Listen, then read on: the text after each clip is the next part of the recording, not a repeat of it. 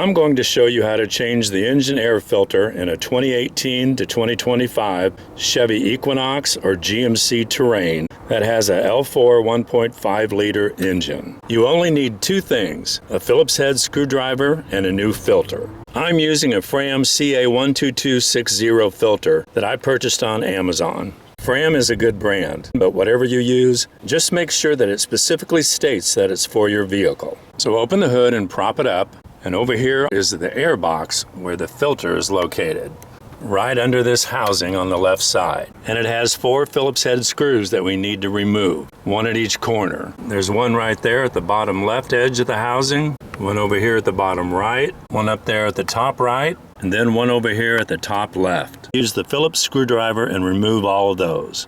And all the screws are out now. We're going to lift up this housing and get it out of the way so we can get to the old filter. So you can just find an edge and pull up on it. Pull it away from the edge of the car. And you can pull it up out of the way enough to get to the filter.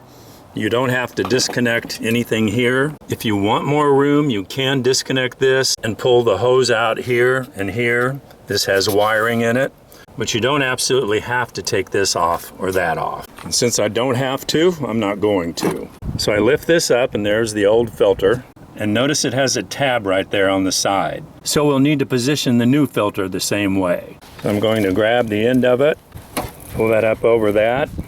You can already see some leaves and dirt underneath there that it's filtered out before it got to the engine. So I'm just going to pull that out all the way. And as you look in there, you can see some more debris. So I'm going to clean all this out before I put in a new filter. And I'm going to use a portable car vac to help me do that. So I've got that pretty well cleaned out now, so it's time to put the new filter in. And look at the difference between the old and the new filter. This side goes up, and that will go facing the windshield. So we're going to put that back in there.